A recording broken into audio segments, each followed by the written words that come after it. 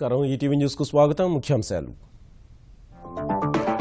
ఈ ఏడాది నీట్ వాయిదా వేయాలని కోరిన పార్టీలు, జైట్లీ నిర్వహించిన అఖిలపక్ష భేటీలో డిమాండ్, కార్యనిర్వాహక పరిధిలో అంశమేనన్న కేంద్రం.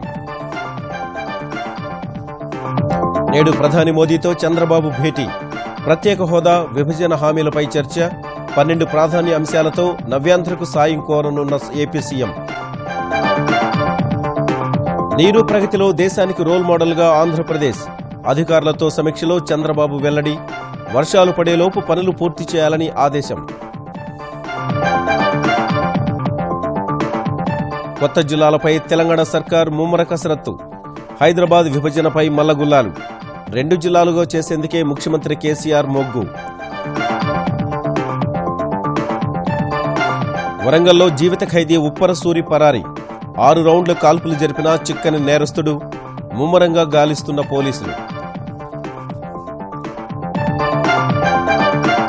హైదరాబాద్ ఔటర్ రింగ్ రోడ్డుపై ఆప్కాప్ చైర్మన్ పిన్నమనేని కారు బోల్తా, భార్య డ్రైవర్ మృతి, వెంకటేశ్వరరావుకు తీవ్ర గాయాలు. ఐపీఎల్లో ప్లే ఆఫ్ ఆశలు సజీవంగా ఉంచుకున్న బెంగళూరు, కోహ్లీ డివిలియర్స్ అర్ధశతకాలతో కోల్కతాపై 9 వికెట్ల తేడాతో ఘన విజయం.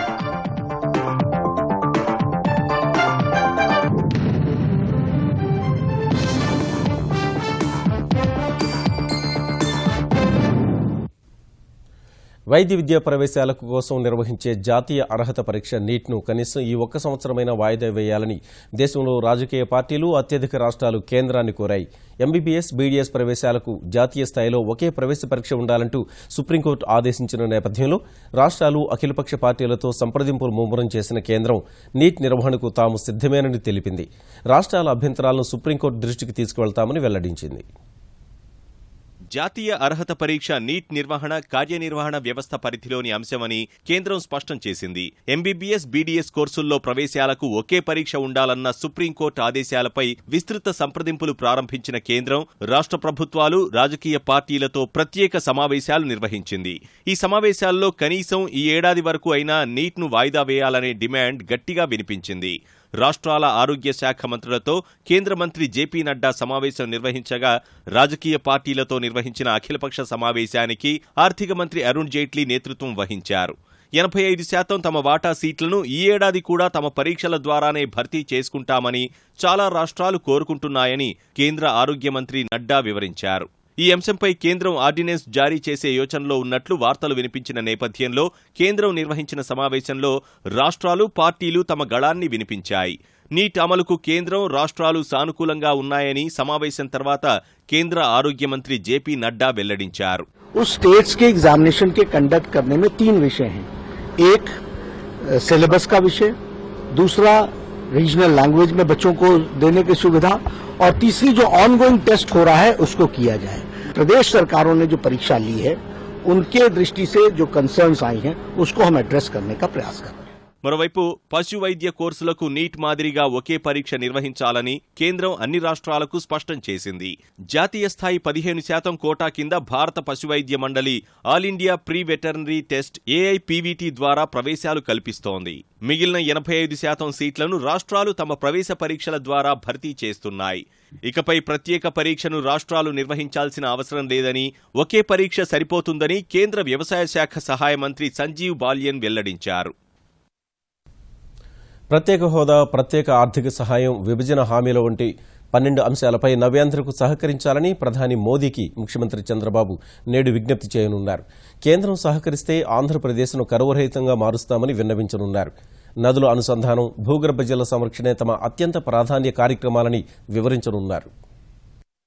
హస్తినలో నేడు ప్రధాని మోదీతో సమావేశం కానున్న ముఖ్యమంత్రి చంద్రబాబు విభజన హామీలు అమలు చేసి తీరారని కోరుతూ 12 ప్రాధాన్య అంశాలను సిద్ధం చేశారు. ప్రత్యేక హోదాతో పాటు 2014-15 ఆర్థిక సంవత్సర వనరుల లోటు భర్తీ చేయాలని కోరనున్నారు. నూతన రాజధాని అమరావతి నిర్మాణానికి కేంద్రం తగు రీతిలో ఆర్థిక సాయం చేయాలని కోరనున్నారు. పోలవరం పూర్తి చేయడం సహా వెనుకబడిన 7 జిల్లాలకు నిధులను సత్వరమే విడుదల చేయాలని కోరనున్నారు. ఇతర రాష్ట్రాలతో సమాన స్థాయికి ఆంధ్రప్రదేశ్ ప్రభుత్వం వచ్చేందుకు పారిశ్రామిక రాయితీలను కల్పించాలని విజ్ఞప్తి చేయనున్నారు. విభజన చట్టంలోని 9, 10 షెడ్యూళ్ల పరిష్కారంతో పాటు నియోజకవర్గాల పునర్విభజన వీలైనంత త్వరగా చేపట్టాలని కోరనున్నారు. నవ్యాంధ్రకు ప్రత్యేక అభివృద్ధి ప్యాకేజీ ఇవ్వడంతో పాటు ఎఫ్ఆర్బీఎం పరిధి పెంపు, కేంద్ర ఆధారిత విద్య, వైద్య సంస్థల ఏర్పాటు అంశాలపై చర్చించనున్నారు. కరువు నివారణకు ప్రాథమిక రంగ మిషన్ను ప్రాధాన్యాంశంగా తీసుకుని ఏపీ సర్కారు చేపట్టిన స్వల్ప, మధ్య, దీర్ఘకాలిక చర్యల్ని మోదీకి చంద్రబాబు వివరించనున్నారు. ప్రాథమిక రంగ మిషన్ ద్వారా 2015-16లో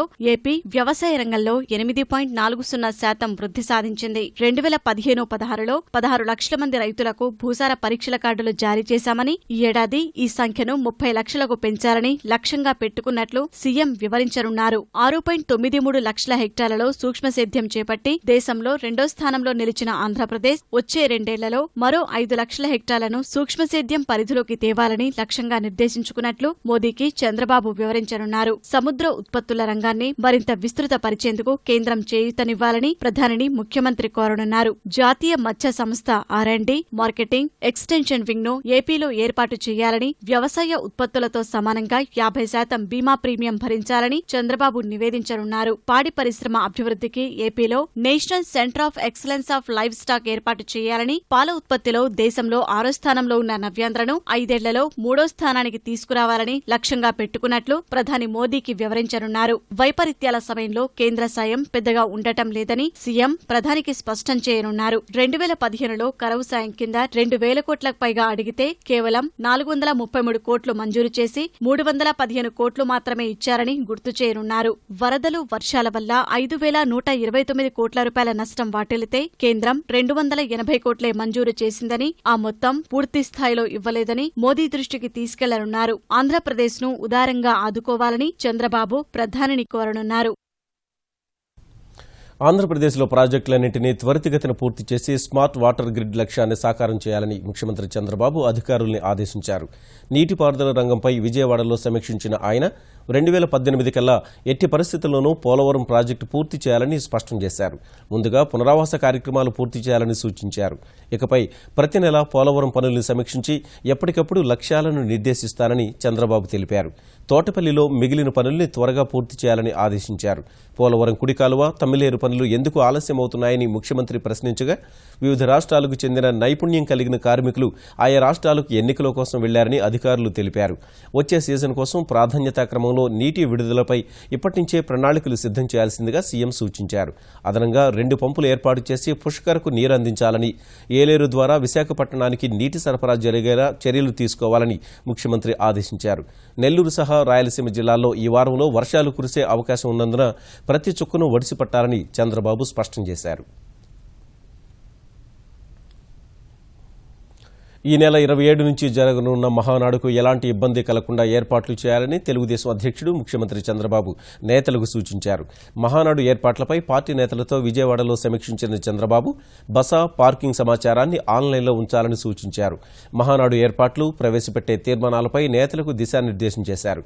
ఆంధ్రప్రదేశ్లో ప్రభుత్వ విజయాలు, తెలంగాణలో తెరాస అవలంబిస్తున్న విధానాలు, జాతీయ అంశాలు సహా మహానాడులో ప్రవేశపెట్టేందుకు 30 తీర్మానాలను ఎంపిక చేసినట్లు 2 రాష్ట్రాల పార్టీ అధ్యక్షులు కళా వెంకటరావు, ఎల్ రమణ వెల్లడించారు. మహానాడికి 30,000 మందిని మేము పిలుస్తున్నాం. వీళ్ళందరికి కూడా వసతి, భోజన సదుపాయాలు, అదే విధంగా డిస్కస్ చేసిన దగ్గర నుంచి డిస్కషన్స్ అన్ని కూడా మంచి పద్ధతిలో జరగాలనేటటువంటి నిర్ణయం ఎవరి బాధ్యత వాళ్ళకి అప్పచెప్పడం జరిగింది. వాళ్ళు బాధ్యతతో పనిచేస్తామని, వాళ్ళు ఏ పని చేయాలనేటటువంటిది వాళ్ళ ప్లానింగ్ కూడా ముఖ్యమంత్రి గారి ముందు చెప్పడం జరిగింది. కేసీఆర్ ప్రభుత్వం అధికారం చేపట్టిన తర్వాత కుటుంబానికి అత్యంత ప్రాధాన్యత ఇస్తూ అప్రధాన పద్ధతిలో పెత్తందారి విధానంలో పరిపాలన చేస్తున్న కనుక దాన్ని ప్రాధాన్యాంశం చేయాలని చెప్పని తెలుగుదేశం పార్టీని, ప్రతిపక్ష పార్టీలను బలహీనపరిచి అందులో తెలుగుదేశం పార్టీ టీడీఎల్పీని విలీనం చేస్తున్నట్టుగా ఒక అప్రసాంపదలు చేస్తున్నటువంటి వాటిని ఎండగట్టాలని చెప్పని, అది ప్రజాస్వామ్య విఘాతం అని చెప్పని విధంగా కూడా ఆ కార్యక్రమం తీసుకుంటున్నాం. జిల్లాల పునర్విభజనలో కీలకంగా మారిన హైదరాబాద్ విభజనపై తెలంగాణ సర్కారు మల్లగుల్లాలు పడుతోంది. విస్తీర్ణం, జనాభా దృష్ట్యా 4 జిల్లాలు చేయాలనే ప్రతిపాదనలు ఉన్నప్పటికీ జీహెచ్ఎంసీ పరిధి నేపథ్యంలో 2గానే విభజించేందుకు ముఖ్యమంత్రి కేసీఆర్ మొగ్గు చూపుతున్నట్టు తెలుస్తోంది.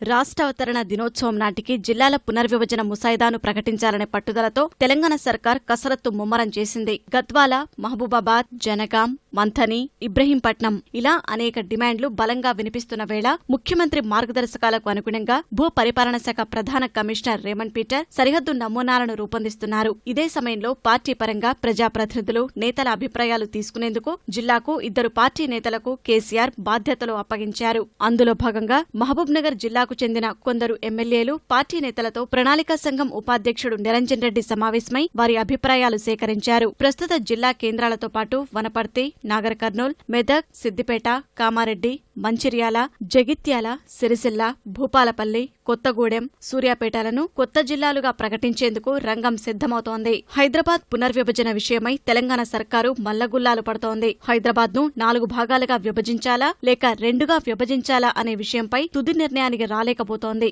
విస్తీర్ణం, జనాభాతో పాటు చుట్టుపక్కల ప్రాంతాలను కలుపుకొని 4 జిల్లాలుగా విభజించాలనే ప్రతిపాదన ఉంది. అయితే 90% ప్రాంతం హైదరాబాద్ మహానగర పాలక సంస్థ పరిధిలో ఉంటుంది. జీహెచ్ఎంసీ పరిధిలో అధికారాలన్నీ మున్సిపల్ కౌన్సిల్కే ఉన్నందున జిల్లా కలెక్టర్ల పాత్ర నామమాత్రంగానే ఉంటుంది. కాబట్టి 4 జిల్లాలుగా విభజించినా పెద్ద ఫలితముండదని భావిస్తున్నారు. 2 జిల్లాలుగా విభజిస్తే సరిపోతుందని అభిప్రాయం వ్యక్తమవుతుండగా సీఎం కేసీఆర్ కూడా ఇందుకు సుముఖంగా ఉన్నట్లు తెలుస్తోంది. ప్రస్తుతం హైదరాబాద్, రంగారెడ్డి జిల్లాతో పాటు కూకట్పల్లి, శేర్లింగంపల్లి, మేడ్చల్, మల్కాజ్గిరి, ఉప్పల్, ఎల్బీనగర్, ఇబ్రహీంపట్నం, మహేశ్వరం ప్రాంతాలను హైదరాబాద్ తూర్పు, హైదరాబాద్ పశ్చిమ జిల్లాలుగా ఏర్పాటు చేయాలనే ఆలోచనలో ఉన్నట్లు తెలుస్తోంది. నల్గొండ జిల్లా భువనగిరి కేంద్రంగా యాదాద్రి జిల్లా ఏర్పాటు లేదా బాహ్యవలయ రహదారి పక్కన ఘట్కేసర్ ప్రాంతంలో జిల్లా కేంద్రం ఏర్పాటు చేయవచ్చని అధికార పార్టీ వర్గాలు చెబుతుండగా స్పష్టత వచ్చేందుకు మరికొంత సమయం పట్టవచ్చని చెబుతున్నారు. హైదరాబాద్లో ఈదురుగాలులతో కూడిన వర్షాల వల్ల పడిపోయిన విద్యుత్ స్తంభాల పునరుద్ధరణ, రోడ్లపై కూలిన చెట్లు తొలగింపునకు ఎక్కువ సమయం పట్టడంపై తెలంగాణ పురపాలక శాఖ మంత్రి అసంతృప్తి వ్యక్తం చేశారు. ఇలాంటి పరిస్థితులను ఎదుర్కొనేందుకు 24 గంటలు పనిచేసే కాల్ సెంటర్ను వారంలో ప్రారంభిస్తామని అధికారులతో నిర్వహించిన సమీక్షలో ఆయన తెలిపారు. విద్యుత్ పునరుద్ధరణ పనులకు వాడే వాహనాలను గల్లీల్లోకి తీసుకువెళ్లడం ఇబ్బందిగా ఉందని అధికారులు తెలుపగా మొబైల్ యూనిట్లు ఏర్పాటు చేసుకోవాలని కేటీఆర్ సూచించారు. వర్షాకాల ప్రణాళికలో భాగంగా అదనపు సిబ్బందిని సిద్ధం చేసుకోవాలని, రహదారులపై నీరు నిల్వ ఉండకుండా చర్యలు చేపట్టాలన్న మంత్రి అవసరమైన జనరేటర్లు ఏర్పాటు చేసుకోవాలన్నారు. మైనింగ్ శాఖపైన సమీక్షించిన కేటీఆర్ సొంత ఇంటికల నెరవేర్చుకునే వారికి తక్కువ ధరకు ఇసుక అందించడం సహా 2 పడక గదుల ఇళ్లు, మరుగుదొడ్ల నిర్మాణానికి గనుల శాఖ మద్దతివ్వాలని స్పష్టం చేశారు. అధికారులు లక్ష్యాలు ఏర్పరచుకుని ప్రభుత్వ ఆదాయాన్ని పెంచేలా చర్యలు చేపట్టాలని సూచించారు. గతంలో గనుల శాఖను పర్యవేక్షించిన హరీష్ రావు చక్కని విధానాలు రూపొందించారని ఈ సందర్భంగా కేటీఆర్ ప్రశంసించారు.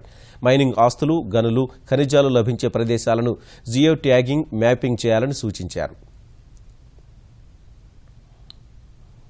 ఖజానా శాఖలో అమలవుతున్న ఈ చెల్లింపుల విధానంలో సమస్యల పరిష్కారానికి కృషి చేస్తామని తెలంగాణ ఆర్థిక మంత్రి ఈటల రాజేందర్ తెలిపారు. ఖజానా ఉద్యోగుల ఎన్జీఓల సంఘం చేతి పుస్తకాన్ని ఆవిష్కరించిన ఆయన నూతన సాంకేతికతను అందిపుచ్చుకొని పనిచేయాలని ఉద్యోగులకు సూచించారు. ప్రజల సొమ్ముకు ఖజానా ఉద్యోగులు జవాబుదారీగా ఉండాలని ఈటల రాజేందర్ సూచించారు. ఇది మనకేందిలే మనం చూసుకోవాలి అనే పద్ధతి మర్చిపోవాలి. ఎందుకంటే రాజుల సొమ్ము రాళ్లపాలనే కాన్సెప్ట్ ఉండే, కానీ ఇవాళ రాజుల సొమ్ము రాళ్లపాలనే కాన్సెప్ట్ లేదు. ఇది ప్రజల చెమట పైసలకు మనం కాపలాదారులమైన విషయాన్ని మనం మర్చిపోవద్దు. కాబట్టి దయచేసి ఆ కోణంలో ఆ కాన్సెప్ట్ తో కొంత పనిచేయాలని చెప్పి నేను మనవి చేస్తాను. ఎన్డీఏ ప్రభుత్వ హయాంలోనే మహిళా బిల్లు ఆమోదం పొందుతుందని కేంద్ర పట్టణాభివృద్ది శాఖ మంత్రి వెంకయ్యనాయుడు విశ్వాసం వ్యక్తం చేశారు. ఢిల్లీలో జరుగుతున్న అంతర్జాతీయ మహిళా పారిశ్రామికవేత్తల సదస్సును కాంగ్రెస్ నేత దిగ్విజయ్ సింగ్తో కలిసి వెంకయ్య ప్రారంభించారు. మహిళల సాధికారత కోసం ప్రధాని మోదీ నాయకత్వంలోని కేంద్ర ప్రభుత్వం అనేక కార్యక్రమాలు చేపట్టిందని ఆయన గుర్తు చేశారు. ప్రపంచాన్ని వణికిస్తున్న తీవ్రవాద నిర్మూలనపై సదస్సు చర్చించడం పట్ల సంతోషం వ్యక్తం చేసిన వెంకయ్య మహిళలకు అన్ని రంగాల్లో సమానత్వం రావాల్సిన అవసరం ఉందన్నారు.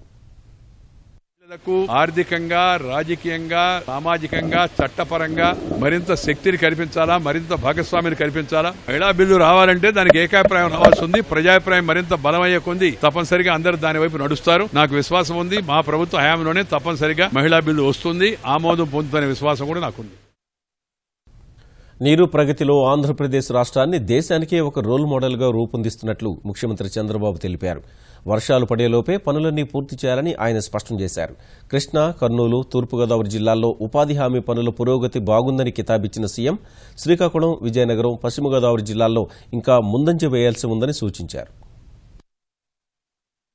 ఆంధ్రప్రదేశ్లో నీరు ప్రగతి కార్యక్రమం అమలు తీరుపై ముఖ్యమంత్రి చంద్రబాబు విజయవాడలోని తన నివాసం నుంచి 6,000 మంది అధికారులు ప్రజాప్రతినిధులతో టెలికాన్ఫరెన్స్ ద్వారా సమీక్షించారు. ఉపాధి హామీ పథకం కింద ఈ ఏడాది 5,400 కోట్ల రూపాయలు ఖర్చు చేయాల్సి ఉండగా ఇప్పటివరకు 1,000 కోట్లు ఖర్చు చేశామని, వచ్చే 45 రోజుల్లో మరో 1,000 కోట్లు ఖర్చు చేసేలా చర్యలు తీసుకోవాలని చంద్రబాబు ఆదేశించారు. పంట సంజీవనిలో అనంతపురం, ప్రకాశం, చిత్తూరు జిల్లాలు ముందంజలో ఉన్నాయని, శ్రీకాకుళం, కృష్ణా, విశాఖ, నెల్లూరు, తూర్పుగోదావరి జిల్లాలు పురోగతి సాధించాలన్న ఆయన బడ్జెట్లో కేటాయించిన 2,138 కోట్ల రూపాయలను వినియోగించుకోవాలని సూచించారు. ఉపాధి హామీ కింద దాదాపు 21,61,000 మంది ఉపాధి పొందుతున్నారని, వేసవిలో వారి ఆరోగ్య పరిరక్షణకు ప్రాధాన్యం ఇవ్వాలన్నారు.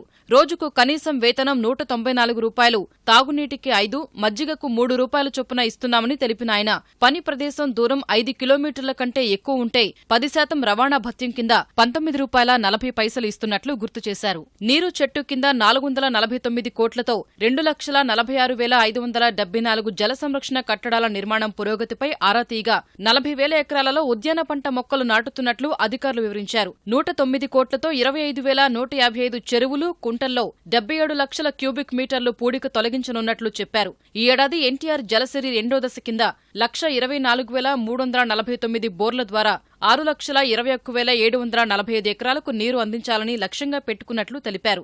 ఇందుకు సంబంధించి 1,10,299 దరఖాస్తులు వచ్చాయని, 74,282 దరఖాస్తుల పరిశీలన పూర్తి చేసినట్లు అధికారులు వివరించగా వేగవంతం చేయాలని చంద్రబాబు సూచించారు. ఇటీవలి వర్షాలకు కర్నూలు, అనంతపురం జిల్లాల్లో 2,000 పంటకుంటల్లో నీరు చేరిందని అధికారులు చెప్పగా అన్ని పంటకుంటల తవ్వకం త్వరితగతిన పూర్తి చేయాలన్నారు.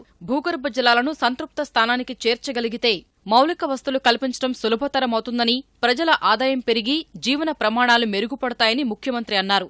గ్రామాల్లో సిమెంట్ రోడ్ల నిర్మాణం 551 కిలోమీటర్లు మాత్రమే పూర్తి చేశారన్న ఆయన లక్ష్యాన్ని చేరుకోవాలని సూచించారు. గ్రామ పంచాయతీ, మండల పరిషత్, అంగన్వాడీ భవనాల నిర్మాణాల్ని వెంటనే పూర్తి చేయాలన్నారు. మంజూరైన 2,98,527 వ్యక్తిగత మరుగుదొడ్లలో 1,78,575 నిర్మాణాలను త్వరితగతిన చేపట్టాలన్న చంద్రబాబు 1,600 ఘన వ్యర్థాల నిర్వహణ వ్యవస్థలను వెంటనే పూర్తి చేయాలన్నారు. 2015 జూన్ నుంచి 100 టీఎంసీల భూగర్భ జలం పెరగటం పట్ల సంతృప్తి వ్యక్తం చేసిన చంద్రబాబు రాబోయే 45 రోజుల్లో నీరు ప్రగతి కార్యక్రమం ముమ్మరం చేయాలని పిలుపునిచ్చారు. వాననీటిని కాపాడుకోవాలనే పిలుపుతో ఈటీవీ ఈనాడు చేపట్టిన జల సంరక్షణోద్యమం తెలుగు రాష్ట్రాల్లో వెల్లువలా కొనసాగుతోంది. శ్రీకాకుళం జిల్లా ఆముదాల వలసలో ఆంధ్రప్రదేశ్ ప్రభుత్వం విప్ కోన రవికుమార్ ఒకే రోజులో 9,000 ఇంకుడు గుంతల నిర్మాణం చేపట్టారు. 2 రాష్ట్రాల్లో ప్రజలు, నాయకులు పెద్ద ఎత్తున ఇంకుడు గుంతల నిర్మాణంలో పాల్గొంటున్నారు. జల సంరక్షణే నినాదమంటూ సాగుతున్న ఇంకుడుగుంతల నిర్మాణంలో శ్రీకాకుళం జిల్లా దూసుకుపోతోంది. 1,00,000కు పైగా ఇంకుడుగుంతలు తవ్వి నవ్యాంధ్రకే ఆదర్శంగా నిలిచింది. ఈటీవీ ఈనాడు స్ఫూర్తితో ఏపీ ప్రభుత్వ విప్ శాసనసభ్యుడు కూన రవికుమార్ తన సొంత నియోజకవర్గం ఆముదాల వలసలో ఒకే రోజు 1,50,000 ఇంకుడుగుంతలు తవ్వాలని లక్ష్యంగా పెట్టుకున్నారు. ఉదయం నుంచి రాత్రి వరకు ఏకధాటిగా 12 గంటల పాటు శ్రమించి 90,000 ఇంకుడుగుంతల నిర్మాణాలు సునాయాసంగా పూర్తి చేసి పుడమి తల్లిని పునీతులు చేశారు. ఎక్కువ ఇంకుడు గుంతలు తవ్విన వారికి ఈటీవీ ఆంధ్రప్రదేశ్ ఈనాడు సమక్షంలో బహుమతి అందజేస్తామని రవికుమార్ ప్రకటించారు. తూర్పుగోదావరి జిల్లా అంబాజీపేట మండలం గంగలకుర్రులో వేద విద్యార్థులు సుజలాం సుఫలాం ర్యాలీ నిర్వహించారు. శివాలయం వద్ద తవ్విన ఇంకుడు గుంతలో ఇసుక, కంకర పోశారు. కాకినాడ ఏచూరి టవర్స్లో సిపిఎం ప్రధాన కార్యదర్శి సీతారాం ఏచూరి తల్లి కల్పకం ఇంకుడుగుంతల పనుల్లో పాల్గొన్నారు. పశ్చిమ గోదావరి జిల్లా పాలకొల్లులో ప్రజల ఇళ్ల వద్ద ఇంకుడుగుంతలను ఏర్పాటు చేసుకుంటున్నారు. కృష్ణా జిల్లా గుడివాడ ఎన్టీఆర్ క్రీడా మైదానంలో ఇంకుడుగుంతల నిర్మాణం చేపట్టారు. నెల్లూరు జిల్లా నాయుడుపేట మండలం చిగురుపాడులో 300 గుంతల తవ్వకాలు చేపట్టారు. నంద్యాల గృహ నిర్మాణ శాఖ కార్యాలయ ఆవరణలో సిబ్బంది గుంత నిర్మించారు. తిరుపతిలో శ్రీ పద్మావతి ప్రార్థనా మహిళా మండలి సంఘం ఇంకుడు గుంతల తవ్వకాలు చేపట్టింది.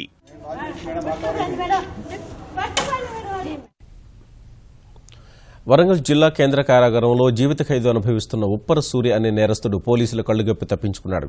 హైదరాబాద్లో ఓ కేసు విచారణ నిమిత్తం కోర్టులో హాజరుపరిచి తీసుకువస్తుండగా వరంగల్ జిల్లా యశ్వంతాపూర్ వద్ద ఎస్కార్ట్ పోలీసుల కళ్లుగప్పి పరారయ్యాడు. అతన్ని ఆపేందుకు పోలీసులు 6 రౌండ్లు కాల్పులు జరిపారు.